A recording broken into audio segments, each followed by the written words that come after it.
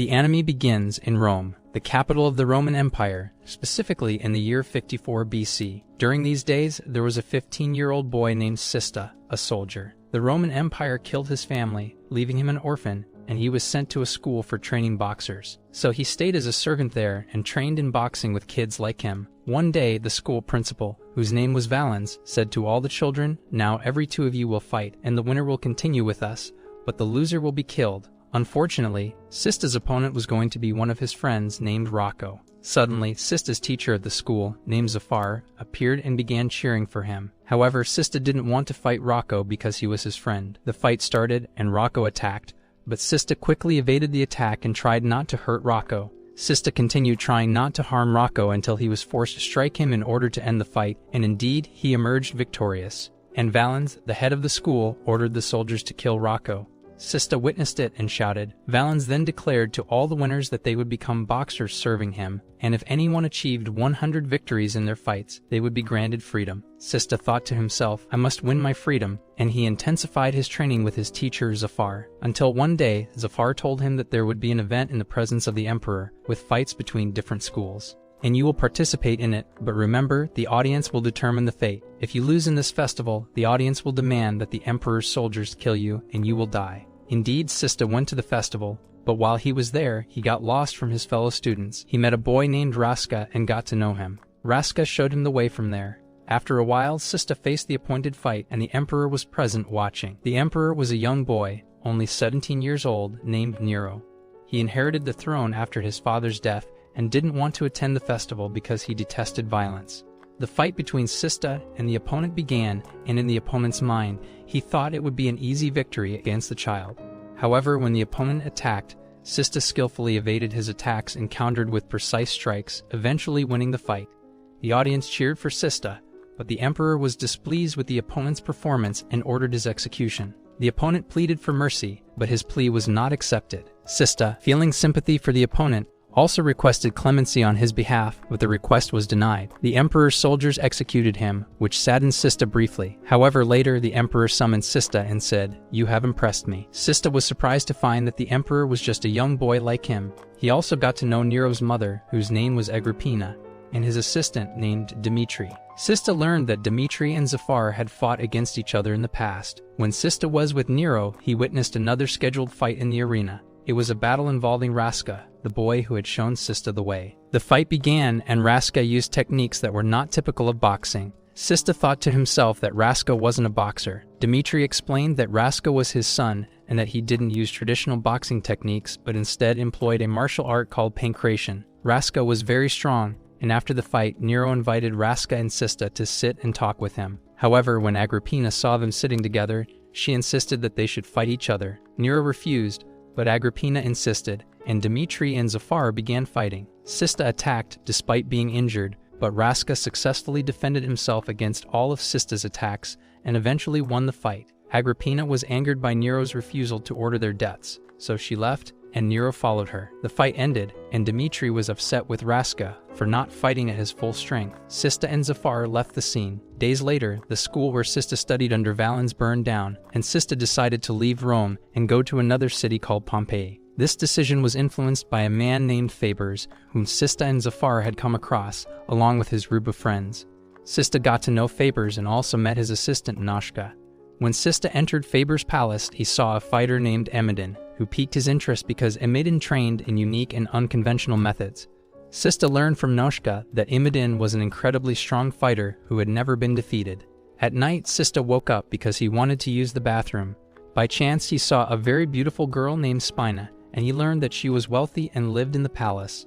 Spina also revealed that she was Fabers' daughter, the man who had purchased Cestvs and his friends. The next morning, a woman from the city came to Spina and told her that some fighters had invaded her bar, stolen from her, and were now refusing to leave. She begged Cestvs for help, and Cestvs, along with his friends, went to the bar to deal with the fighters who had taken over. Cestvs and his friends fought against the intruders until a giant fighter attacked Cestvs. They struggled, but the intruders managed to escape. Cestvs couldn't catch up with them. However, Noshka arrived at the scene with Emidin, and Emidin fought the giant who had escaped, defeating him and capturing him. Spina thanked Emidin for his help, and he learned that she had made a deal with Emidin several years ago. She promised him his freedom if he could achieve 50 consecutive victories in his fights. Currently, Emedin had achieved 48 victories, and Cestvs was intrigued by this information. Noshka explained that Spine had an agreement with Emedin, and Fabers knew about it too. Emedin had already achieved 48 victories, so he only needed 2 more to earn his freedom. Cestvs felt determined to overcome his fear of stronger opponents. Cestvs later spoke to Zafar and admitted that he had a problem. Whenever he fought someone bigger or stronger than himself, he felt a sense of defeat even before the fight began. Zafar assured him that they would teach him a finishing move that would give him the confidence to face opponents of any size and strength. His fear of stronger opponents. Later, Spine asked Cestvs to come to her. She was impressed by his strength and offered to buy him, granting him his freedom. She wanted him to be her assistant and accompany her to Rome. However, Cestvs refused her offer, explaining that he didn't want to leave his teacher and friends, and he didn't want anyone to buy him again.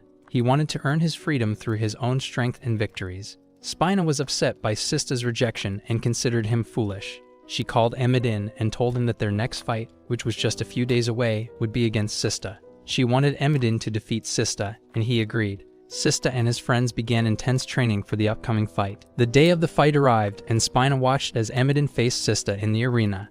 Emedin wore metal gauntlets on his hands, and the audience saw Cestvs as a child, assuming that Emedin would defeat him easily. The fight began with Cestvs launching rapid attacks and searching for an opening. Emedin blocked his attacks with the metal gauntlets until Cestvs found a weak spot and struck Emedin, causing him to fall. On the ground, everyone was amazed as they realized that Cestvs wasn't as weak as they initially thought. Emedin continued to attack, using his fists to strike Cestvs' chest, and then delivering a blow to the side of his head, causing Cestvs to fall. The audience believed that Cestvs had lost the fight. However, despite the fall, Cestvs struggled to his feet and prepared to launch another attack. Emedin was intentionally drawing out the fight to practice a finishing move. Just as Cestvs regained his composure and prepared to attack, Emedin struck with a devastating blow from above called the decapitating blow. During this era, boxing had different rules, and this type of blow was legal and allowed. Cestvs fell unconscious, and while he was down, Emedin surprised everyone by landing a second blow. Cestvs, still conscious but temporarily disoriented, couldn't defend himself. Emedin delivered 2 more blows. Cestvs' memory was briefly affected by the hits, and he struggled to remember anything. Emedin believed the fight was over, but to his surprise, Cestvs slowly got up. Even though he had temporary memory loss, Cestvs had remembered a finishing move that Zafar had taught him. He realized he needed to use that move. Suddenly, Cestvs launched another attack, but he stumbled, giving Emedin an opening to strike him again. But Cestvs endured the pain despite the broken ribs inflicted upon him by Emedin. The spectators couldn't believe that Cestvs was standing up to Emedin's attacks and continuing to fight. Noshka, who had been watching, remembered the first time he had seen Cestvs and Emedin. Back when they were orphan children, they had dreamed of being purchased by someone from their group. One day, they arrived at Faber's palace, and Spine informed them that she would choose only one child to become a servant in their palace. The chosen child would live in the palace while the others would remain on the streets, competing for the position. After various struggles and fights among the children, Noshka and Emedin emerged as the winners and became servants in the palace. Noshka recalled how Emedin had always been brave, but he also admired Cestvs' courage. This was the first time Noshka had seen Emedin fighting and was impressed by his skills. Emedin was hit and injured, but Spina chose both of them as servants, and they remained in the palace. Noshka returned to the present, inspired by Cestvs' determination. He started encouraging Cestvs, and the audience joined in cheering for him. The fight continued, and Cestvs managed to evade a 3-fold attack from Emedin, striking him in the face. However, when Cestvs stepped back, he realized that he had been injured in the head and was bleeding. Blood covered his left eye, impairing his vision. Cestvs knew that it was time to use the finishing blow. He attacked Emedin again, targeting his already broken ribs. Emedin attempted a counterattack but was swiftly struck by Cestvs' final and decisive blow, the decapitating blow. Emedin fell, defeated. But Cestvs had won the fight, and the audience was divided in their reaction. Some called for Emedin's death, as he had lost to Cestvs, while others pleaded for his mercy. Spine intervened and reminded the crowd that there were many more battles to come in the tournament, aside from this one. Spina acknowledged Emedin's bravery and effort despite his defeat and decided to grant him his freedom.